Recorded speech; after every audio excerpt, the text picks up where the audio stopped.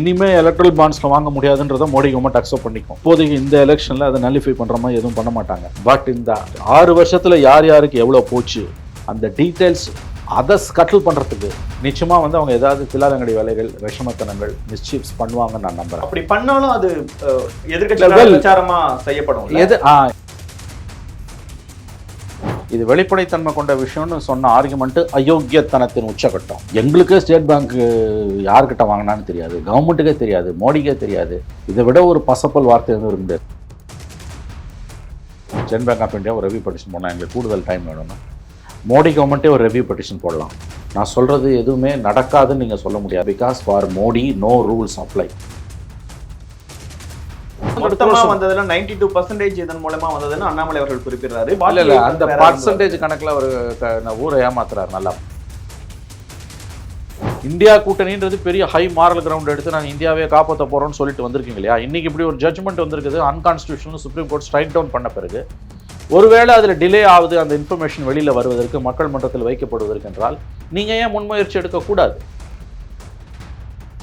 6 வருஷத்தில் யார் யாருக்கு எவ்வளோ போச்சுன்ற டீட்டெயிலை ஒருவேளை அதை கொடுக்காம கவர்மெண்ட் ஆஃப் இந்தியா தில்லாலங்கடி வேலை பண்ணுதுன்னா, நீங்கள் கேட்டீங்கல்ல அது எதிர்கட்சிகள் லாபமாக அமையும், அவங்க ஏன் அதை எக்ஸ்போஸ் பண்ண மாட்டாங்க. ஏன்னா இந்த கொள்ளையில் எல்லாருக்கும் பங்கு இருக்குது. Every one love secret funding.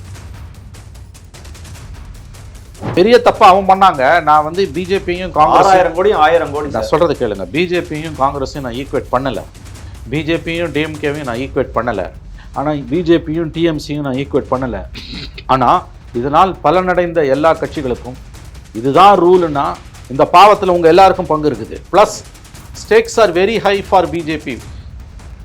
தனக்கு காசு கொடுத்தவனை பிஜேபி அவ்வளோ சீக்கிரமா அவனை வெளியில அடையாளம் காட்டாது. அதுல பல பிரச்சனைகள் அவங்களுக்கு இருக்குது. வணக்கம், இது தி டிபேட். நான் தினேஷ். சிறப்பு நேர்காணலில் இன்று நம்மோடு இணைந்திருப்பவர் மூத்த பத்திரிகையாளர் திருமிகு மணி அவர். சார் வணக்கம். வணக்கம் தினேஷ். எப்படி இருக்கீங்க சார்? நன்றாக இருக்கு.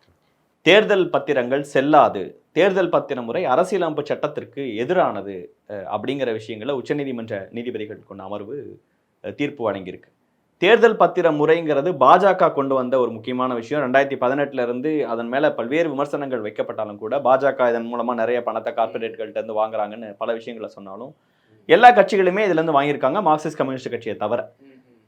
இந்த தீர்ப்புங்கிறது எந்தெந்த பொலிட்டிக்கல் நியூவான்சஸ்ல நம்ம முக்கியமாக பார்க்க வேண்டிய விஷயங்கள் சார்? இந்த தீர்ப்பு மிக அற்புதமான ஒரு தீர்ப்பு. அதாவது தேர்தல் பங்கு பத்திரங்கள் என்ற புதிய கான்செப்டை 2017 அன்றைய நிதியமைச்சராக இருந்த மறைந்த அருண் ஜேட்லி அவர்கள் கொண்டு வருகிறார், நாடாளுமன்றத்தில் கொண்டு வருகிறார். 2018 ஜனவரியில் அது சட்டமாக நிறைவேறுது. அதாவது இதற்கு முன்பு ஒரு காலகட்டத்தில் நிறுவனங்கள் அரசியல் கட்சிகளுக்கு பணம் கொடுப்பது என்பது தடை செய்யப்பட்டிருந்தது. அதிகாரப்பூர்வமாக பிளாக்ல கொடுக்கலாம், அதிகாரப்பூர்வமாக கொடுப்பது தடை செய்யப்பட்டிருந்தது. அதன் பிறகு அது சுதந்திரத்துக்கு பிறகு அது மாறி ஒரு காலகட்டத்தில் அது அனுமதிக்கப்படுது. ஆனால் அவங்களோட அந்த வருவாயில் லாபத்தில் 7.5% வரைக்கும் ஒரு சீலிங் இருக்குது. அந்த அமௌண்ட் வரைக்கும் தான் கொடுக்கலான்னு கம்பெனிஸ் ஆக்ட் படி கரெக்ட் கொண்டு வராங்க.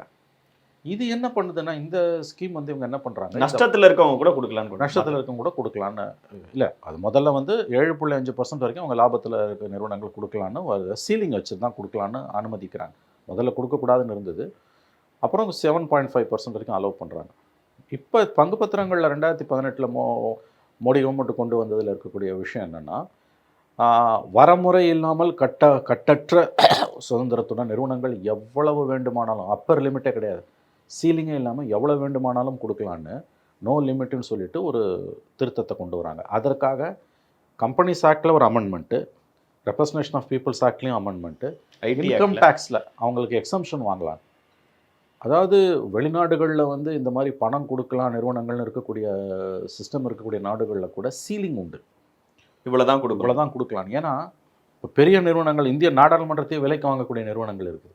அவ்வளோ பல ஆயிரம் கோடி, பல லட்சம் கோடி. அதானிஸ் உலகின் 3வது பணக்காரர், அவர் எவ்வளோ வேணால் கொடுக்கலான்னு வந்ததுன்னா அதோட மினிமம் காமன் சென்ஸ் குவிட் ப்ரோக்கோ இருக்கும், நமக்கு தெரியும். ஸோ லிமிட் ஏன் வச்சோம்? அவன் கண்ட்ரோல் பண்ணிடக்கூடாதுன்றதுக்காக வச்சோம். அந்த லிமிட்டே எடுக்கிறாங்க. எடுத்ததோடு இல்லாமல் அதுக்கு கம்பெனிஸ் ஆக்டில் அமெண்ட்மெண்ட்டு ப்ளஸ் ஐடி ஆக்டில் அமெண்ட்மெண்ட்டு, ரெப்ரசன்டேஷன் ஆஃப் பீப்புள்ஸ் ஆக்டில் அமெண்ட்மெண்ட், இது எல்லாத்தையும் கொண்டு வராங்க. கட்சிகள் இதை முதல்ல கடுமையாக எதிர்க்கிறாங்க, எதிர்கட்சிகள். ஆனால் பெரிய அளவில் தெருக்களில் இறங்கி போராட்டம் பண்ணல. ஒரு கட்டத்தில் என்ன ஆகிடுதுன்னா நிறுத்து போயிடுது. ஏன்னா எல்லாருக்குமே பணம் வர ஆரம்பிக்குது. அவனுக்கு 10 ரூபாய் கொடுத்தா இவங்களுக்கு 1 ரூபாய் நீங்க கொடுக்கும். வைக்கிற விமர்சனமும் அதுதான். நீங்க வரும். எதிர்த்தீங்க. வரும், அதுக்கு வரும். 10லேருந்து அவனுக்கு 10 ரூபானா இவனுக்கு 1 ரூபாய், அந்த மாதிரி போகுது. இதை சேலஞ்ச் பண்ணி அப்பயே சுப்ரீம் கோர்ட்டுக்கு போகிறாங்க. சுப்ரீம் கோர்ட் வந்து உண்மையிலேயே 2018 இது அமலுக்கு வந்த உடனேயே சேலஞ்சு பண்ணதை இன்ட்ரீம் ஸ்டே கொடுத்துருந்தா 2019 மக்களவைத் தேர்தல்களில் இந்த பங்கு பத்திரங்களை தடை பண்ணியிருக்கலாம். அது ஆண்டுக்கு 4 முறை என்னமோ அந்த விண்டோ ஓப்பன் ஆகும் ஸ்டேட் பேங்க் ஆஃப் இந்தியாவில். 7 முறைன்னு நினைக்கிறேன். ஆமாம், நீ போய் வந்து ஒரு நிறுவனம் எக்ஸ் நிறுவனம் அங்கே போய் அந்த பங்கு பத்திரத்தை வாங்கணும். உதாரணத்துக்கு 1 கோடி ரூபாய் பங்கு பத்திரம்னா 100 பங்கு பத்திரத்தை அவன் வாங்கலாம். அதுக்கான அந்த பத்திரப்பு செலவு எல்லாத்தையும் கவர்மெண்ட் ஏற்றுக்கும். அந்த உலகத்தில் இல்லாத அட்டுழியாது. நீ ஒரு பேங்க்கில் போய் டிடி எடுக்கிறன்னா கூட வந்து நீ செலவு பண்ணணும். ஆனால் இதில் என்னென்னா கவர்மெண்ட் செலவு பண்ணுது. 100 கோடி ரூபாய்க்கு நீ 100 பங்கு பத்திரம் 1 கோடி ரூபாய் டினாமினேஷனில் நீ வாங்குகிற பங்கு பத்திரங்களை அதை வாங்கிட்டு நீ விரும்புகிற அரசியல் கட்சிக்கு அதை நீ டொனேட் பண்ணுற. அந்த கட்சி அதை ஸ்டேட் பேங்க்கில் கொடுத்து என்கேஷ் பண்ணிக்கலாம். இதில் என்னென்னா யார் வாங்குகிறான் யாருக்கு கொடுக்குறான்றது ஸ்டேட் பேங்க்குக்கு மட்டும் தெரியும், சம்மந்தப்பட்ட கட்சிக்கு தெரியும், மற்ற கட்சிகளுக்கோ பொதுமக்களுக்கோ அது தெரியாது. இந்த மாதிரி அதாவது இது முழுக்க முழுக்க வந்து டிரான்ஸ்பரன்சியே இல்லாத, வெளிப்படைத்தன்மை இல்லாத ஒரு அட்டுழியம். இது வந்து கருப்பை வெள்ளையாக்குறதுக்கு மட்டும் இல்லாமல் அரசாங்கங்களை தங்கள் கண்ட்ரோலில் கார்ப்பரேட்ஸ் எடுக்கிறதுக்கும் எதிர்கட்சிகளுக்கு பணம் போகாமல் தடுக்கிறதுக்கும் மோடி அரசு கொண்டு வந்து நூதனமான மோசடி இது. இது எதிர்கட்சிகள் அப்பயே இது ஏன் கடுமையாக சிபிஎம் இது அவங்க மட்டும்தான் நாங்கள் வாங்க மாட்டோம்னு கொள்கை முடிவு எடுத்து இருந்தால் மற்றவங்க எல்லாரும் வாங்க ஆரம்பித்தாங்க. இதில் இன்னொரு விஷயம் என்னென்னா, இதை வந்து மோடி கவர்மெண்ட் எவ்வளோ இன்னொரு கேவலமான காரியம் பண்ணுச்சுன்னா, இதை மணி பில்லாக லோக்சபாவில் பாஸ் பண்ணாங்க. நிதி மசோதாவை லோக்சபாவில் பாஸ் பண்ணுறதுல இருக்க அட்வான்டேஜ் என்னென்னா, ராஜ்யசபாவுக்கு போக தேவையில்லை. ஒரு சட்ட திருத்தத்தை நம்ம கொண்டு வரோன்னா மக்களவை மாநிலங்களவை ரெண்டிலுமே வந்து நமக்கு வந்து மெஜாரிட்டி இருந்து நிறைவேற்றினா தான் பிரசிடென்ட் வந்து ஒப்புதல் கொடுக்க முடியும். Except money bill. நிதி மசோதா மட்டும் மக்களவையில் நிறைவேறினா போதும், மாநிலங்களவையில் நிறைவேற தேவையில்லை. இதை மணி பில்லாக கொண்டு வந்து இது எக்கனாமிக் பாலிசின்னு ஆர்கியூ பண்ண ஆரம்பித்தாங்க ராஜ்யசபாவில். அப்போ கவர்மெண்ட்டுக்கு மெஜாரிட்டி கிடையாது, மோடி கவர்மெண்ட். அதனால் மணி பில்லாக கொண்டு வந்து லோக்சபாவில் மட்டும் இதை நிறைவேற்றுறாங்க. சேலஞ்சு பண்ணி association for democratic rights ADR தான் முதல்ல போகிறாங்க. சிபிஎம் போகுது. அதை தவிர காமன் காசுன்ற ஒரு அமைப்பு, இன்னும் சில மனுதாரர்கள் போகிறாங்க. அதாவது இது அதாவது இது எப்படின்னு கேட்டிங்கன்னா, இந்திய அரசியலமைப்பு சாசனம் தனி மனிதனுக்கு கொடுத்துருக்க ஒவ்வொரு இந்திய பிரஜைக்கும் கொடுத்துருக்கக்கூடிய right to speech and freedom of expression இருக்கு இல்லையா, அதற்கு கீழே தான் ஆர்டிஐ வருது. இது ஆர்டிஐ கீழே வராதுன்னு கவர்மெண்ட்டு அமெண்ட்மெண்ட்டு கொண்டு வரும். இது எல்லாமே த்ரூ மணி பில் வருது. ஸோ எல்லாமே மோசம். யார் கொடுத்துருக்காங்கிற விவரங்களை தனி மனிதனுக்கு சொல்ல வேண்டிய அவசியம் இல்லை. ஆமாம், அதில் மோடி கவர்மெண்ட் பண்ண இன்னொரு பெரிய அட்டூழியம் என்னென்னா, உத்தமர்கள் மாதிரி அவங்க தொடர்ந்து பேசினாங்க, சுப்ரீம் கோர்ட்லேயும் பேசினாங்க, இன்றைக்கும் பேசுகிறாங்க. இதில் வெளிப்படைத்தன்மை இருக்குது. ஏன்னா வந்து யார்கிட்ட வந்து ஸ்டேட் பேங்க் பணம் வாங்குதோ அவங்களோட டீட்டெயிலை வாங்கிட்டு தான் கொடுக்குது. எங்களுக்கே ஸ்டேட் பேங்க்கு யார்கிட்ட வாங்கினான்னு தெரியாது, கவர்மெண்ட்டுக்கே தெரியாது, மோடிக்கே தெரியாது. இதை விட ஒரு பசப்பல் வார்த்தை வந்து இருக்க முடியாது. State bank of India, government of India பொதுத்துறை வங்கி. ஸ்டேட் பேங்க் ஆஃப் சேர்மனுக்கு வந்து ஒரு ஃபோனை போட்டால், ஃபோன் கூட போட தேவையில்லை, அவரே வந்து லிஸ்ட்டை தூக்கி கொடுக்க போகிறாரு. இது எல்லாருக்கும் தெரிஞ்ச உண்மை. ஆனாலும் ஒரு பச்சை பொய்யை மோடி கவர்மெண்ட் தொடர்ந்து சொல்லிச்சு. எலெக்ஷன் கமிஷனுக்கு சொல்லணும்ல சார்? எலெக்ஷன் கமிஷனுக்கு இது நல்ல கேள்வி. அதாவது ஒவ்வொரு ஆண்டும் பங்கு பத்திரங்களில் வந்து ஒவ்வொரு அரசியல் கட்சியும் எவ்வளவு பணம் தங்களுக்கு வந்திருக்கு அப்படின்றத எலெக்ஷன் கமிஷன் ஆஃப் இந்தியாவுக்கு அந்த கணக்கு தாக்கல் பண்ணுவாங்க. பட் அதில் வந்து பாண்டு மூலமாக வந்த பணத்தை தாக்கல் செய்ய வேண்டிய அவசியம் இல்லை என்று சொல்லப்படுகிறது. This is subject to correction. நான் இதை உறுதியாக சொல்ல, எனக்கு அந்த இடத்துல கிளாரிட்டி இல்லை. அதாவது எலெக்ஷன் கமிஷன் எவ்வளோ வந்திருக்குங்கிறத சொல்லணும், மொத்தத்தில் யாரு கொடுத்துருக்காங்கிறத பிரேக் அது சொல்ல தேவையில்லை. டோட்டலாக வந்து பிரேக்கப் ஆஃப் மணி, அதாவது வந்து எலெக்ஷன் பாண்டு மூலமாக வராத மற்ற தொகை யார்கிட்டேருந்து வந்தது என்னன்ற டீட்டெயில்ஸை கொடுக்கணும். பட் த்ரூ பாண்டு வந்ததை எலெக்ஷன் கமிஷன் கொடுக்க வேண்டியதில்லை. அதுக்கெல்லாம் சேர்த்து தான் சட்ட திருத்தம் கொண்டு வரப்பட்டது. இது ரொம்ப முக்கியமான பாயிண்ட். நான் அறிந்த வரையில் த்ரூ த பாண்ட்ஸ் எவ்வளோ பணம் வந்தது. ஏன்னா ஒரு அரசியல் கட்சிக்கு 2 விதமாக பணம் வருது. பாரம்பரியமாக வரக்கூடிய பணம் அது எவ்வளோ நிறுவனங்கள்லாம் கொடுப்போம். அதாவது நான் சொல்கிறது அஃபிஷியலாக, அன்அஃபிஷியலாக இருக்குது வேறு. அஃபிஷியலாக வந்து நன்கொடைகள்னு வருது, அது ஒரு கேட்டகரி. ரெண்டாவது எலக்ட்ரல் பாண்ட்ஸ் மூலமாக வருது. That is through check payment and bank payment. இந்த 2 கேட்டகரியில் தான் வருது. இதில் எலக்ட்ரல் பாண்ட்ஸ் மூலமாக வந்ததை கொடுக்க வேண்டிய அவசியம் இல்லை. நான் எலக்ட்ரல் பாண்ட்ஸ் மூலமாக வந்த மற்ற நன்கொடைகளை தான் அவங்க கொடுக்கணும். கொடுத்தது வாங்கினது 2மே செய்யணும். இப்போ சிபிஐ சிபிஎம்முக்கு வந்து டிஎம்கே 2021 சிபிஐக்கு 15 கோடியும் சிபிஎம்முக்கும் 10 கோடியும் கொடுத்தாங்க. இந்த தகவல் எப்படி வெளியில் வந்தது? Election commission. டிஎம்கே எலெக்ஷன் கமிஷனுக்கு தாக்கல் செஞ்ச அஃபிடவிட்டில் இந்த விஷயம் வெளியில் வருது.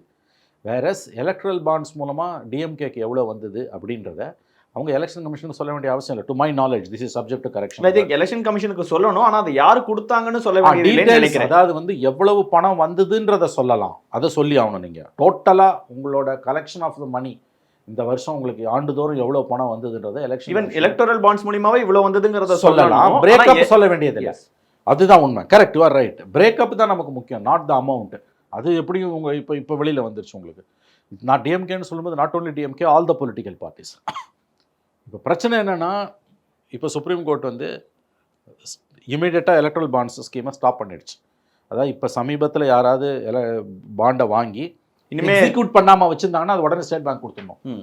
பழைய கொடுத்த கணக்கு தேவையில்லை. இப்போ உதாரணத்துக்கு ஒரு ஒய் கம்பெனி இந்த ஜட்ஜ்மெண்ட் வரத்துக்கு முன்னால் ஜனவரியில் விண்டோ ஓப்பன் பண்ணப்போ அவன் ஒரு 100 கோடிக்கு ஒரு பாண்டு வாங்கியிருக்கான், 100 பாண்டு வாங்கியிருக்கான், 1 கோடி ரூபாய் டினாமினேஷனில்.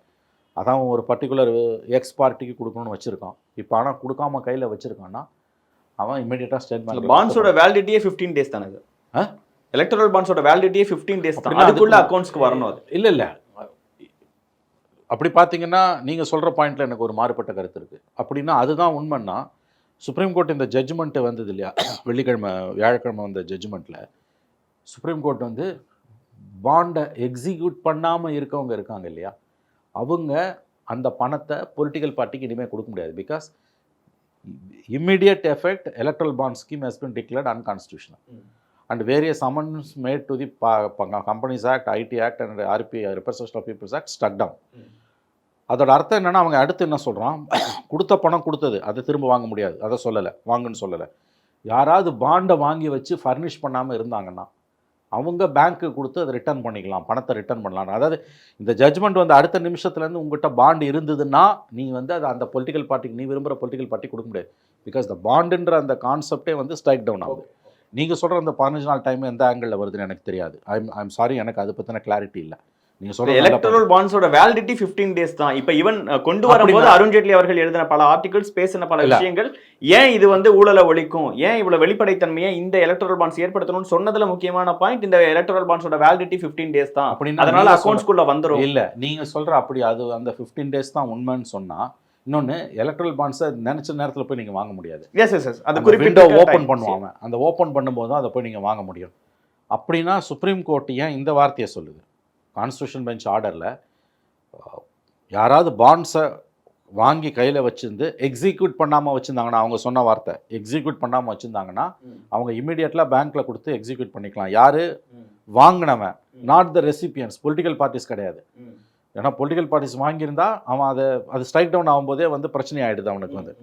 ஸோ இப்போ என்ன பிரச்சனைன்னு கேட்டிங்கன்னா, யார் இந்த ரெண்டு விஷயம். ஒன்று, எலக்ட்ரல் பாண்ட்ஸ் இனிமேல் வாங்க முடியாது வித் இமீடியட் எஃபெக்ட். முந்தா நாள் ஜட்ஜ்மெண்ட் வந்த டிசம்பர் 15ஆம் தேதியிலேருந்து இமீடியட்லி ஸ்ட்ரைக் டவுன் ஆகுது அந்த நிமிஷத்துலேருந்து. ரெண்டாவது, பழைய இந்த 2018லேருந்து 2023 டிசம்பர் வரைக்கும் அல்லது 24 ஜனவரி வரைக்கும் யாரெல்லாம் எலக்ட்ரல் பாண்ட்ஸ் நம்ம பேசிட்டு இருந்த விஷயம் தொடர்பாக அந்த ஆபரேட்டிவ் போர்ஷன்ஸ்ல எஃப் பாயிண்ட்டும், electoral bonds which are within the validity period of 15 days but that which have not been enchased by the political party yet shall be returned by the political party or the purchaser depending on who is in possession of the bond to the issuing bank. Yes, அதுதான். அது செல்லுபடி ஆகாமல் போவாது. நீ பேங்க்கில் கொடுத்தணும், அது அவ்வளோதான். Okay, இப்போ அவன் பேங்க்கில் கொடுத்தது என்கேஷ் பண்ணிக்கலாம். இது வரைக்கும் என்கேஷ் பண்ணாமல் இருந்தானா அவன் பேங்க்கில் கொடுத்தது என்கேஷ் பண்ணிக்கலாம். Fine, settle down. இப்போ இஷ்யூ என்னன்னு கேட்டிங்கன்னா, ரெண்டு விஷயம். ஒன்று, இனிமேல் நீ எலக்ட்ரல் பாண்ட்ஸ் வாங்க முடியாது, அந்த அளவில் இது வரவேற்கத்தக்கது. ஏன்னா இது வெளிப்படைத்தன்மை கொண்ட விஷயம்னு சொன்ன ஆர்குமெண்ட்டு அயோக்கியத்தனத்தின் உச்சகட்டம். மோடி கவர்மெண்ட் மக்களை எவ்வளவு தூரம் முட்டாளாக்க முடியுன்றதுக்கு தனி மனிதனுக்கு ஏன் சொல்லணுங்கிற கேள்வியும் அடிப்படை ரொம்ப முக்கியமானது. தனி மனிதனுக்கு தெரிய வேண்டிய அவசியம் இல்லை, நிறுவனங்களோட பாதுகாப்பு தான் முக்கியம் என்பது அரசியலமைப்பு சாசனம் தனி மனிதனுக்கு கொடுத்துருக்கக்கூடிய உரிமைகளை பாதிக்கக்கூடியதுன்னு தெளிவாக கான்ஸ்டியூஷன் பெஞ்ச் சொல்லிடுச்சு. ஒரு நிறுவனம் தான் விரும்பக்கூடிய ஒரு கட்சிக்கு பணம் கொடுப்பதற்கு இருக்கக்கூடிய உரிமை ஒரு பக்கமும், எந்த கட்சி எவ்வளோ பணம் வாங்குகிறது என்று தெரிந்து கொள்ளக்கூடிய உரிமை ஒரு இந்திய குடிமகனுக்கு இருக்கக்கூடிய அந்த உரிமை இன்னொரு பக்கத்திலும் இருக்கும் பொழுது, எது உயர்ந்தபட்ச தன்மை கொண்டது என்னும் பொழுது உச்சநீதிமன்றம் நிறுவனங்களின் உரிமை அல்ல, தனி மனிதனின் உரிமை தான் உயர்ந்ததுன்னு தெளிவாக தீர்ப்பளிச்சிச்சு. காமன் மேனுக்கு புரிகிற பாஷையில் சொன்னால் ரொம்ப சிம்பிளாக. நான் இனிமேல் வந்து நீங்கள் எலக்ட்ரல் பாண்ட்ஸில் பணம் வாங்க முடியாது. Fine. Now number 2, State bank of India 3 வாரத்துக்குள்ளே மார்ச் 13ஆம் தேதிக்குள்ளே எந்தெந்த கட்சிகளுக்கு எவ்வளோ பணம் வாங்கினாங்கன்ற டீட்டெயிலை அவங்க சைட்ல எலெக்ஷன் கமிஷனுக்கு கொடுக்கணும். எலெக்ஷன் கமிஷன் 1 வாரத்துக்குள்ளே மார்ச் 15 தேதிக்கு இது 13 மார்ச் 6க்குள்ள மார்ச் கொடுக்கணும். 6 மார்ச் 13க்குள்ள சைட்ல ஏத்து. Yes, March 6 state bank of இந்தியாவுக்கு, March 13 election commission of India வந்து வெப்சைட்டில் ஏற்றணுன்றான். நான் இதில் 2 விஷயம் நம்ம கவனிக்க வேண்டியது. முதல்ல இந்த ஜட்ஜ்மெண்ட் வந்து எந்த அளவுக்கு எக்ஸிக்யூட் ஆகும். ஏன்னா கடந்த காலங்களில் மோடி அரசியலமைப்பு சாசனம் கொடுத்த முக்கியமான சில தீர்ப்புகளை ஜஸ்ட் லைக் தட்னு கேஷுவலாக லெஃப்ட் ஹேண்டில் டீல் பண்ணி தூக்கி போட்டு போயிருக்கு. உதாரணத்துக்கு நம்முடைய தேர்தல் ஆணையர்கள் நியமனத்தில் கான்ஸ்டியூஷன் பெஞ்ச் இதே மாதிரி 5 ஜட்ஜ் பெஞ்ச் ஆர்டர், பிரதமர், எதிர்க்கட்சி தலைவர், உச்சநீதிமன்ற தலைமை நீதிபதி கொண்ட அமர்வு தான் தீர்மானிக்கணும் தேர்தல் ஆணையர்கள்னு முடிவு சொல்லிச்சு. ஆனால் இவங்க என்ன பண்ணாங்க, அந்த ஜட்ஜ்மெண்ட்டையே ரத்து செஞ்சு ஒரு அமெண்ட்மெண்ட்டுக்கு சட்ட திருத்தம் கொண்டு அவசர சட்டம் எதிர்க்கட்சி தலைவருக்கு பதிலாக மத்திய அமைச்சர்னு போட்டாங்க. அதை சேலஞ்ச் பண்ணி போட்ட கேஸ் அப்படியே கிடக்குது சுப்ரீம் கோர்ட்டில். 2வது, டெல்லி தலைமைச் செயலாளரை நியமிக்கிற அதிகாரம் டெல்லி அரசுக்கா மத்திய அரசுக்கானும் போது டெல்லி அரசுக்கு தான் தெளிவுபடுத்தினாங்க. அந்த ஆர்டரையும் ஜஸ்ட் லைக் தட்னு தூக்கி போட்டுட்டு மத்திய அரசுக்கு தான் அதிகாரம்னு சட்ட திருத்தம் கொண்டு வந்துட்டாங்க. அந்த மாதிரி இந்த ஜட்ஜ்மெண்ட்டையும் மோடி அரசு குப்பையில் போடுவதற்கான வாய்ப்புகள் அதிகம் என்று சொல்லப்படுகிறது. இதில் சிக்கல்கள், லோக்சபா எலெக்ஷன் இன்னொரு 1 மந்த்ல வரப்போகுது. கேளுங்க, அமெண்ட்மெண்ட் கொண்டு வருது மோடி கவர்மெண்ட்னு வச்சுக்கோங்க, ஒரு ஆர்டினன்ஸ் போடுறாங்க. இந்த ஜட்ஜ்மெண்ட்டை ரத்து பண்ணுறது அவ்வளோ ஈஸி இல்லை. நான் சொல்கிறது கேட்டுக்கோங்க, ஜட்ஜ்மெண்ட்டை ரத்து பண்ணுறதுக்குலாம் ஆர்டினன்ஸ் போட முடியாது. Not that. எஸ் இதில் ஒரு amendment. But the big but, electoral bond ஸ்கீமில் நம்பகத்தன்மை என்பது சாக்ரோசங்க்ட். பேங்கிங் ரூல்ஸ் படி எவன் டெபாசிட் பண்ணுறான் எவன் கொடுக்குறான்றது சாக்ரோசங்க்ட்டு. அதை வந்து உறுதிப்படுத்தி ஒரு அவசர சட்டம் கொண்டு வந்து இந்த தீர்ப்பை நல்லிஃபை பண்ணலாம். அப்படி பண்ணாங்கன்னா இந்த பெட்டிஷனர்ஸுக்கும் திருவாளர் பொதுஜனத்துக்கும் இருக்கக்கூடிய ஒரே வாய்ப்பு அதை சேலஞ்ச் பண்ணி சுப்ரீம் கோர்ட்டுக்கு போகிறது. அடுத்த ஆப்ஷன், ஒரே ஆப்ஷன். அப்படி நடந்துன்னா, அப்படி போனீங்கன்னா என்ன ஆகும்னு கேட்டிங்கன்னா, அது உடனே முடிவுக்கு வராது. இப்போ மார்ச் மாதம் 13க்குள்ளே எலெக்ஷன் கமிஷன் சொல்லணுன்றாங்க. ஸ்டேட் பேங்க் ஒரு ரெவ்யூ பெட்டிஷன் போடலாம். ஸ்டேட் பேங்க் ஆஃப் இந்தியா ஒரு ரெவ்யூ பெட்டிஷன் போடலாம், எங்களுக்கு கூடுதல் டைம் வேணும்னா. மோடி கவர்மெண்ட்டே ஒரு ரெவ்யூ பெட்டிஷன் போடலாம். இது 2ம் வேலைக்கு ஆகாதுன்னா ரெவ்யூ பெட்டிஷன் நிலுவையில் இருக்கும்போதே ஆர்டினன்ஸை போடலாம். ஆர்டினன்ஸை போட்டு பார்லிமெண்ட்டை கலைக்கலை, இன்னமும் லோக்சபாவை கலைக்கலை, ஒரு அவசர கூட்டத்தை கூட்டி அந்த 2 கேஸில் எலெக்ஷன் கமிஷனர்ஸ் நியமனத்துலையும் டெல்லி சீஃப் செக்ரட்டரி விஷயத்துலையும் இதே மாதிரி கான்ஸ்டியூஷன் பெஞ்ச் ஆர்டர்ஸை நல்லிஃபை பண்ண மாதிரி இதை நல்லிஃபை பண்ணுறதுக்கு ஏதாவது அமெண்ட்மெண்ட்ஸ் கொண்டு வரலாம். நான் சொல்கிறது எதுவுமே நடக்காதுன்னு நீங்கள் சொல்ல முடியாது. ஏற்கனவே நடந்திருக்கு, இதையும் பண்ண வாய்ப்பு இருக்குது. இது எதுவுமே மோடி கவர்மெண்ட்டில் நடக்காதுன்னு சொல்லாதீங்க. Because for Modi no rules apply. Modi இதை செய்வார் அதை செய்ய மாட்டார்னு நீங்கள் எதுவுமே சொல்ல முடியாது. ஏன்னா இங்கே நடப்பது ஜனநாயகத்தின் பெயரால் ஒரு சர்வாதிகார ஆட்சி. 2வது, no rule applies to Modi. எந்த சட்டமும் மோடிக்கு பொருந்தாது. இதுதான் கலை யதார்த்தம். It's a fact. Sadly this the fact. So டைரெக்டாக ஜட்ஜ்மெண்ட்டை நல்லிஃபை பண்ண மாட்டான், அதுக்கு இடம் கிடையாது சட்டத்தில்.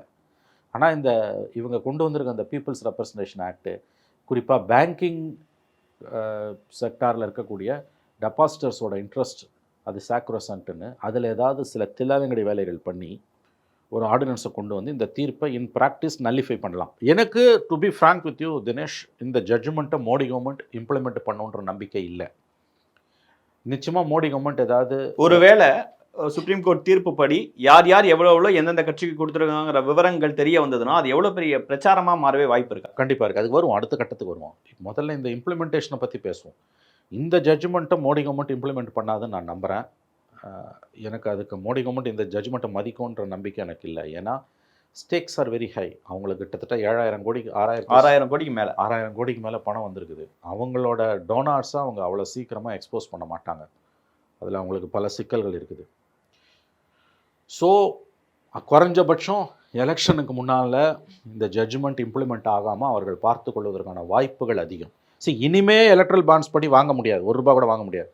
அதை மோடி கவர்மெண்ட் என்ஷூர் பண்ணாது. இன்னொரு அவசர சட்டம் கொண்டு வந்து மறுபடியும் எலக்ட்ரல் பாண்ட்ஸை இன்ட்ரடியூஸ் பண்ணுற காரியத்தை சத்தியமாக மோடி கவர்மெண்ட் செய்யாது. ஏன்னா கார்பரேட்ஸை கொண்டு வந்து கொடுக்க மாட்டான், பயப்படுவான், அவன் சுப்ரீம் கோர்ட்டை பகச்சிக்க வேண்டியிருக்கான். அதை செய்ய மாட்டாங்க, மோடி கவர்மெண்ட் அதை செய்யாது. பட் 2வது சொல்ல நேம்ஸ், அதாவது ஒன்று இனிமேல் எலக்ட்ரல் பாண்ட்ஸில் வாங்க முடியாதுன்றதை மோடி கவர்மெண்ட் அக்செப்ட் பண்ணிக்கும். அதை வந்து இந்த இப்போதைக்கு இந்த எலெக்ஷனில் அதை நல்லிஃபை பண்ணுற மாதிரி எதுவும் பண்ண மாட்டாங்க. பட் இந்த 6 வருஷத்தில் யார் யாருக்கு எவ்வளோ போச்சு அந்த டீட்டெயில்ஸ் வெளியில் வராமல் பார்த்துக்கிறதுக்கு, ஏன்னா அதை வெளியில் விடணும், மார்ச் 13க்குள்ளே வரணும்னு கவர்மெண்ட் சுப்ரீம் கோர்ட் சொல்லியிருக்கு. ஸ்டேட் பேங்க்குக்கும் இசிக்கும் டைரக்ஷன் கொடுத்தாச்சு. அதை ஸ்கட்டில் பண்ணுறதுக்கு, அதை சாபட்டாஜ் பண்ணுறதுக்கு, அதை டெஸ்ட்ராய் பண்ணுறதுக்கு நிச்சயமாக வந்து அவங்க ஏதாவது தில்லாலங்கடி வேலைகள், விஷமத்தனங்கள், மிஸ்சீஃப்ஸ் பண்ணுவாங்கன்னு நான் நம்புறேன். அப்படி பண்ணாலும் அது எதிர்க்கட்சிகளால் பிரச்சாரமா செய்யப்படும். அந்த இடத்துல எனக்கு அதுவும் எலெக்ஷன் வரக்கூடிய எனக்கு ஒரு பாயிண்ட் இருக்குது. இந்த இஷ்யூல முதல்ல எதிர்க்கட்சிகள் எதிர்த்தாங்க. 2018ல எதிர்த்தாங்க. ஆனா களத்தில் இறங்கி போராடுற மாதிரி ஒரு சிஐஏ போராட்டத்துக்கு எதிரான போராட்டம் மாதிரிலாம் இந்த போராட்டம் வரல. ஏன்னா ஒரு கட்டத்தில் இது எல்லாருக்குமே வசதியாக போச்சு. சீக்ரெட் ஃபண்டிங்கை எல்லா பொலிட்டிக்கல் பார்ட்டிஸும் ரசிக்கிறாங்க, ஞாபகம் வச்சுக்கோங்க. ஏன்னா electoral funding is a very big subject. Electoral funding இது குறித்து இப்படி நீங்க பேசுறது குறித்து ஒரு கேள்வி கேட்கப்படுது. அதுக்கு ஆனந்த் சீனிவாசன் அவர்கள் சொல்றாரு, இதுதான் கிரவுண்டு, இதுதான் ரூல்னா அந்த ரூலுக்கு ஏற்ற மாதிரி விளையாடுறது தானே விளையாட்டு. இல்லை இது எப்படின்னா நீங்கள் ரூலுக்கு ஏற்ற மாதிரி விளையாடுங்க. அப்போ நான் இப்போ சொல்கிறேன் உங்களுக்கு, இது இந்த ரூலுக்கு ஏற்ற மாதிரி விளையாடுனீங்க, ஃபைன். இன்னைக்கு வந்து ஒண்ணு விளையாட்டை விட்டு போகணும், இல்ல ரூலுக்கு ஏற்ற மாதிரி விளையாடணும். காங்கிரஸ் அப்படி போக முடியாது, நீங்க ரூலுக்கு அப்படி போக முடியாது. ஃபைன், நீங்க ரூலுக்கு ஏற்ற மாதிரி தான் விளையாடுனீங்க, நான் ஒத்துக்கிறேன். இன்னைக்கு நீங்க ஏன் வந்து சுப்ரீம் கோர்ட் வந்து ஸ்டேட் பேங்க் ஆஃப் இந்தியா 3 வாரத்துக்கும் 1 வாரம் எலெக்ஷன் கமிஷனுக்கு வெயிட் பண்ணுறீங்க? நீங்கள் அத்தனை கட்சிஸும் ரொம்ப ஹை மாரல் கிரவுண்ட் எடுக்கிற, இந்தியாவே காப்பாற்றுறதுக்காக வந்திருக்கோம்னு அவதாரம் எடுத்ததாக பேசக்கூடிய இந்தியா கூட்டணி, ஏன் இந்த இந்தியா கூட்டணியில் இருக்கக்கூடிய காங்கிரஸ், திமுக, திரிணாமுல் காங்கிரஸ், ஆம் ஆத்மி கட்சி, சரத் பவார் கட்சி, நீங்கள் ஏன் லிஸ்ட்டை வெளியில் விடக்கூடாது? நான் பிஜேபி உட்பட சொல்கிறேன். பிஜேபி ஒரு வேலை செய்யலைன்னா நீங்கள் ஒரு ஹை மாரல் கிரவுண்ட் எடுக்கிறது மூலமாக அவனை ப்ரெஷர் பண்ண முடியும். இது லெவல் பிளேயிங் ஃபீல்டுன்றான்றதெல்லாம் ஓகே தாங்க, அது உண்மைதான். அது வந்து அவங்களுக்கும் யாரு காசு எவ்வளோ வெளிப்படையாக சொல்கிறது, நிதி கொடுத்தவங்களை காமிக்கிற மாதிரி தான். இதை தான் அவன் சொல்கிறான். சுப்ரீம் கோர்ட் ஜட்ஜ்மெண்ட்டை மோடி கவர்மெண்ட் மதிக்காமல் ஒரு ஆர்டினன்ஸ் கொண்டு வருதுன்னா நீங்கள் கேட்ட கேள்வி, அது எதிர்க்கட்சிகளோட பிரச்சாரத்துக்கு உதவிடுமா நீங்கள் கேட்டிங்களா? உதவாதுன்ற நான் கூட்டு கலவாணி தான் எல்லாரும். பெரிய தப்பா அவன் பண்ணாங்க. நான் வந்து பிஜேபியும் 6000 கோடி 1000 கோடி நான் சொல்கிறது கேளுங்க. பிஜேபியும் காங்கிரஸையும் நான் ஈக்குவேட் பண்ணலை, பிஜேபியும் டிஎம்கேவையும் நான் ஈக்குவேட் பண்ணலை, ஆனால் பிஜேபியும் டிஎம்சியும் நான் ஈக்குவேட் பண்ணலை. ஆனால் இதனால் பலனடைந்த எல்லா கட்சிகளுக்கும் இதுதான் ரூலுன்னா இந்த பாவத்தில் உங்கள் எல்லாருக்கும் பங்கு இருக்குது, தப்பிச்சு போக முடியாது. சிபிஎம் மட்டும் ஏன் போனால்? அவங்ககிட்டையும் ஒரு ஸ்டேட் கவர்மெண்ட் இருக்குல்ல. பாலிடிக்ஸ்ன்றது என்ன? எந்த நாம்ஸுமே உங்களுக்கு கிடையாதா? அவன் தப்பு பண்ணுறான், பெரிய தப்பு பண்ணுறான். பிஜேபி பெரிய தப்பு பண்ணுறான். வாங்கினதில் 57% பிஜேபிக்கு தான் போயிருக்கு. 43% தான் மற்ற கட்சிகளுக்கு வந்திருக்குது. இதுதான் லெவல் பிளேயிங் ஃபீல்டுனா நீங்கள் வாங்க முடியாதுன்றீங்க, கரெக்டு. இன்னைக்கு ஒரு சிச்சுவேஷன் வந்திருக்குது, இது அன்கான்ஸ்டிடியூஷனல்னு சுப்ரீம் கோர்ட் சொல்லியிருக்குது. இந்திய அரசியல் சாசனம் தனி மனிதனுக்கு கொடுத்துருக்கக்கூடிய ஃப்ரீடம் ஆஃப் ஸ்பீச் அண்ட் எக்ஸ்பிரஷனுக்கு எதிரானது இந்த எலக்ட்ரல் பாண்ட் ஸ்கீமில் இருக்கக்கூடிய இந்த சீக்ரெட் கிளாஸஸ். அப்படி இல்லை, இந்தியா கூட்டணியில் இருக்கவங்க இது குறித்து பேசும்போது இல்லை இது தவறு, தேர்தல் எலக்ட்ரல் பாண்ட்ஸ் வேணும் அப்படின்னு யாரும் வரவேற்கலையே. இந்த முடிவை எல்லாருமே வரவேற்க தானே. நான் என்ன சொல்ல, சுப்ரீம் கோர்ட் தீர்ப்பு எல்லாரும் வரவேற்க தானே. விஷயத்தை நீங்க போட்டு குழப்பிக்கிறீங்க. இனிமே எலக்ட்ரல் பாண்ட்ஸ் வேணான்றதை எல்லாரும் ஒத்துக்கிறாங்க எக்ஸப்ட் பிஜேபி. அது நீ ஒன்றும் பண்ண முடியாது, ஏன்னா கோர்ட் ஆர்டர். பிஜேபி கூட அண்ணாமலை அவர்கள் வந்து திமுக தான் அதிகமாக வாங்கியிருக்கு அப்படிங்கிற. அண்ணாமலையை விடுங்க.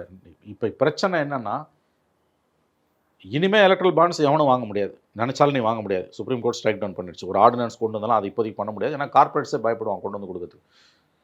கடந்து போன விஷயத்தை பற்றி பார்க்கும்போது நீங்கள் இந்த 6 வருஷத்தில் யார் யாருக்கு எவ்வளோ போச்சுன்ற டீட்டெயிலை ஒருவேளை அதை கொடுக்காம கவர்மெண்ட் ஆஃப் இந்தியா தில்லாலங்கடி வேலை பண்ணுதுன்னா, நீங்கள் கேட்டிங்கல்ல அது எதிர்க்கட்சிகள் லாபமாக அமையும், அவங்க ஏன் அதை எக்ஸ்போஸ் பண்ண மாட்டாங்க? ஏன்னா இந்த கொள்ளையில் எல்லாருக்கும் பங்கு இருக்குது. Every one loves secret funding. நான் காங்கிரஸையும் பிஜேபியையும் காங்கிரஸையும் டிஎம்கேவையும் சத்தியமாக ஈக்குவேட் பண்ணலை. பட் ரிமெம்பர் ஒன் திங், இந்த ஃபண்டிங் விஷயத்தில் எலக்ட்ரல் பாண்ட்ஸுன்ற கான்செப்ட் சீக்ரெசியை என்ஷூர் பண்ணுச்சு இல்லையா, அது எல்லா பொலிட்டிக்கல் பார்ட்டிஸுக்கும் எக்ஸப்ட் சிபிஎம் வசதியாக தான் போச்சு.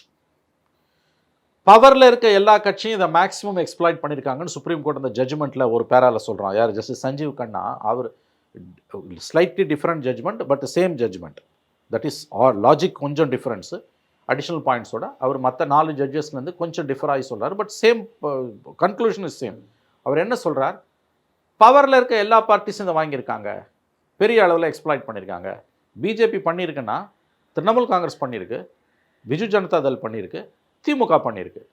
நல்லா கவனிங்க, 2018லேருந்து 21 வரைக்கும் திமுக வந்த அமௌண்ட்டும் 2021 பவருக்கு வந்த பிறகு, எலெக்ஷன்ஸ் முடிஞ்ச பிறகு, விண்டோஸ் ஓப்பன் ஆன பிறகு வந்து குவியுது பணம்.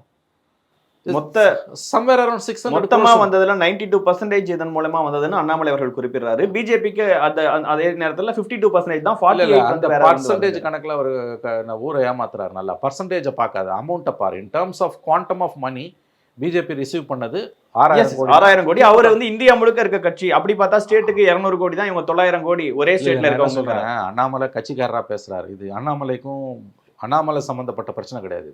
அண்ணாமலை அரசியல்வாதி, அவர் தூக்கி ஒரு பக்கமா வைங்க. நான் உங்களை கேட்கறது என்னன்னா, எலெக்ஷன்ஸ் முடிஞ்சு பவருக்கு வந்த பிறகு அவங்களுக்கு வந்து கிட்டத்தட்ட சம்வேர் அரௌண்ட் 600 crores வந்திருக்கு இல்லையா? 600 crores, சம்திங் 600 crores வந்திருக்கு. ஹியர் அண்ட் தேர் இருக்கலாம்.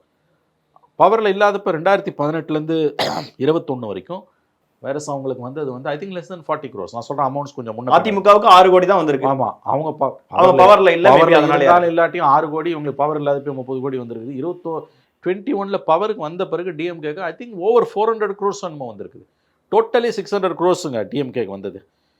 திரிணாமுலுக்கு வந்து 1000 and odd crores, 700+ crores வந்து பிஜு ஜனதா தள். டிஎம்கேக்கு வந்து 600+ crores. இல்லைங்க, 600+ crores. நீங்கள் அதை பாருங்களேன், அந்த ஜட்ஜ்மெண்ட்லேயே total electoral bonds received by political parties since 2018 in crores as per supreme court order. பிஜேபிக்கு 6566.12 கோடி, இன்டர்நேஷ்னல் காங்கிரஸ்க்கு 1123.31 கோடி, திரிணாமுல் காங்கிரஸ்க்கு 1092.98 கோடி, பிஜு ஜனதா தள் 774 கோடி, டிஎம்கேக்கு 616 crores. நான் இந்த 616 crores வந்து நியர்லி 90% ஆஃப்டர் 21க்கு பிறகு பவருக்கு வந்த பிறகு வருது. இதை தான் சுப்ரீம் கோர்ட் என்ன சொல்லுது, பவரில் இருக்கக்கூடிய பார்ட்டிஸுக்கெல்லாம் எலக்ட்ரல் பாண்ட்ஸில் ஈவன் டியூரிங் நான் எலெக்ஷன் டைம் அந்த விண்டோஸ் ஓப்பன் ஆகிறப்பெல்லாம் காசு வந்து குவியுது. அப்போ இதுக்கு ஆப்வியஸ்லி குவிட் ப்ரோக்கோவாக இருக்காதுன்னு நம்ம நம்ப முடியாது. There is every chance for quid pro quo. இதுதானே இதில் இருக்க சிக்கலே உங்களுக்கு வந்து.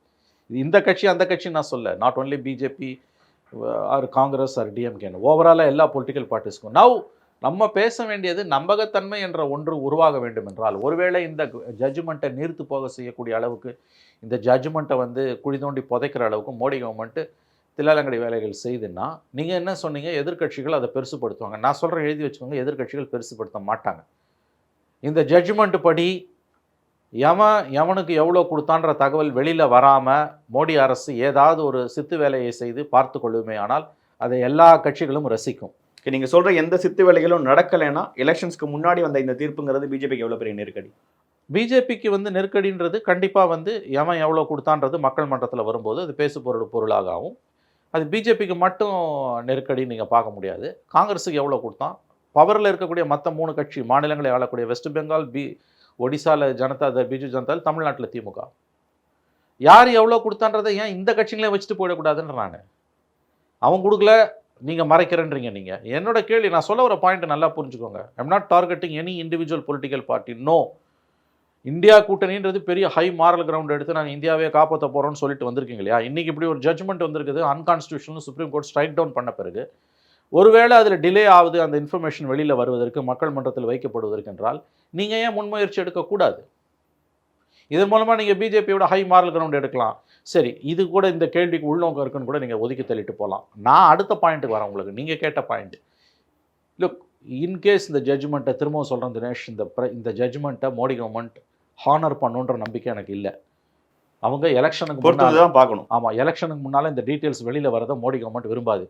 அப்படி மோடி கவர்மெண்ட் நான் நினைப்பது போல், கணிப்பது போல் இந்த ஜட்ஜ்மெண்ட்டை இம்ப்ளிமெண்ட் பண்ணாமல் இருக்கிறதுக்கு ஏதாவது ஒரு ரூட்டை, லீகல் ரூட்டை கையில் எடுக்கிறாங்கன்னா பெரிய அளவில் எந்த எதிர்க்கட்சியும் அதை எதிர்க்காது. சும்மா நாம்கி ஆவாஸ் உதட்டளவில் எதிர்த்துட்டு கடந்து போவாங்க. ஏன்னா every one has got their own skeletons இந்த இருக்கபோர்டு. ஒவ்வொருவரின் அலமாரிகளிலும் எலும்புக்கூடுகள் இருக்கின்றன. 6000 கோடி வாங்கினது தப்புன்னா 616 கோடி வாங்கினது இதுதான் லெவல் பிளேயிங் ஃபீல்டுன்றது சரியான ஆர்குமெண்ட் கிடையாதுங்க. ஐம் சாரி, சிபிஎம் மட்டும் ஏன் பண்ணுறான்? அவனும் ஒரு கட்சி நடத்துகிறான், ஒரு மாநில அரசு கையில் இருக்குது. சரி, இப்போ சொல்ல, சரி, அன்னைக்கு உனக்கு லெவல் பிளேயிங் ஃபீல்டு 6 வருஷமாக வேறு ஆப்ஷன் இல்லை உனக்கு, இப்போ சொல்லு, இப்போ எது உன்னை தடுக்குது?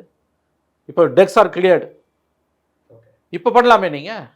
ஏன்னா இதில் என்ன விஷயங்க, நல்லா கவனிங்க, குவிட் ப்ரோக்கோ க்ளீனாக தெரிஞ்சிருங்க. அதை தானே உச்சநீதிமன்றம் சொல்லுது. இது அன்கான்ஸ்டியூஷனல்னு சொல்லும்போது எவ்வளோ யார் யாருக்கு எவ்வளோ கொடுத்தான்றது. இன்னொன்று கொடுமை என்ன தெரியுமாங்க, 7.5% தாங்க முதல்ல இருந்த சீலிங்கை இந்த எலக்ட்ரல் பாண்ட்ஸில் எடுத்தான். எவ்வளோ வேணா கொடுக்கலான்றது மாதிரி அயோக்கியத்தனம் ஏதாவது இருக்க முடியுமாங்க? இந்திய நாடாளுமன்றத்தையே விலைக்கு வாங்கக்கூடிய காசு வச்சிருக்கவன் இருக்கான். அவன் 1 லட்சம் கோடி கொடுத்தான்னா நீ வாங்கிப்பியா? அமெரிக்காவில் சிஸ்டம் எவ்வளோ ஸ்ட்ராங்குன்னா, ஒரு இண்டிவிஜுவல் எவ்வளோ வேணால் பொலிட்டிக்கல் பார்ட்டி காசு கொடுக்கலாம், பொலிட்டிக்கல் பார்ட்டியும் எவ்வளோ வேணால் வாங்கலாம். ஆனால் மக்கள் மன்றத்தில் அதை வச்சாகணும். 2 பேரில் ஒருத்தர் வைக்கலனாலும் அஃப்கோர்ஸ் சீலிங் இருக்குது. ஐம் சாரி, நாட் எவ்வளோன்னு இல்லை, எவ்வளோ வேணால் கொடுக்கலான்னு இல்லை, கொடுக்கலாம். அது எவ்வளோன்ற சீலிங் இருக்குது.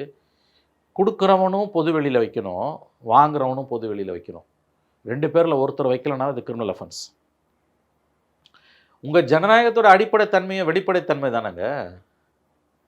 ஒரு தனிநபர் ஒரு சித்தாந்தம் பிடிச்சி ஒரு கட்சிக்கு கொடுக்கலாம். ஒரு திமுகவை பிடிச்ச ஒருத்தன் திமுகவுக்கு அவன் 1 கோடி ரூபாய் கொடுக்கலாம்.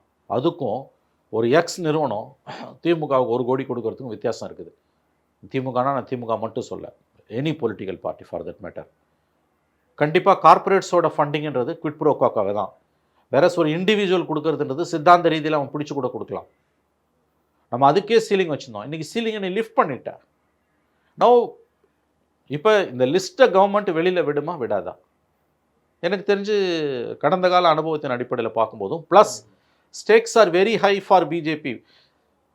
தனக்கு காசு கொடுத்தவனை பிஜேபி அவ்வளோ சீக்கிரமாக அவனை வெளியில் அடையாளம் காட்டாது. அதில் பல பிரச்சனைகள் அவங்களுக்கு இருக்குது, பல பிரச்சனைகள் இருக்குது. அவங்க பேங்கிங் ஆக்டிவிட்டீஸில் இருக்கக்கூடிய இன்றைக்கி படிச்சுக்கிட்டு இருந்த ஒரு இதில் சீக்ரெட் கிளாஸை யூஸ் பண்ணி இதை எவ்வளவு கட்டை கொடுக்க முடியுமோ கட்டை கொடுப்பாங்க. அவ்வளவு சீக்கிரமாக இந்த ஜட்ஜ்மெண்ட்டை மோடி கவர்மெண்ட் ஹானர் பண்ணாது. ஹானர் பண்ணாமல் அதை சீர்குலைக்கிறாங்கன்னா ஹானர் பண்ணலைனாலும் அதை எதிர்க்கட்சிகளும் பெருசாக பிரச்சாரமாக முன்வைக்க அதைத்தான் மாட்டாங்க. சார் சொல்ல வரேன். மோடி கவர்மெண்ட் இதை ஹானர் பண்ணாது. ஒருவேளை நான் கணிப்பது போல் அவர்கள் ஹானர் பண்ணாமல் மோடி கவர்மெண்ட் ஏதாவது சர்க்கமெண்ட் பண்ணி லீகல் ரூட்டில் போய் அதை தடுக்கிறாங்கன்னா பெரிய அளவில் இந்த எதிர்க்கட்சிகள் யாரும் அதை எதிர்க்க மாட்டாங்க. ஏன்னா இவர்கள் எல்லோருடைய அலமாரிகளிலும் எலும்புக்கூடுகள் இருக்கின்றன. 6000 கோடி வாங்கின தப்புனா 616 கோடி வாங்கினது தான் தப்பு தான். இது லெவல் பிளேயிங் ஃபீல்டு இல்லை, இதுதான் ரூலுன்ற கதெல்லாம் ஐம் சாரி, இது இதுக்கு முன்னால் எப்படி கட்சி நடத்துனீங்க? சரி இப்போ பேசுங்களேன். அன்னைக்கு சொன்னது கரெக்டு, நீங்கள் ஜீவித்திருக்குவதற்கு இந்த இதுதான் ஒரே வழின்னு. Correct, fine. இப்போ விட ரிலீஸை அது எப்படி நீ பவரில் இல்லாதப்போ உனக்கு 30 கோடி தான் வரும், பவருக்கு வந்தோன்னா 600 கோடி வரும்?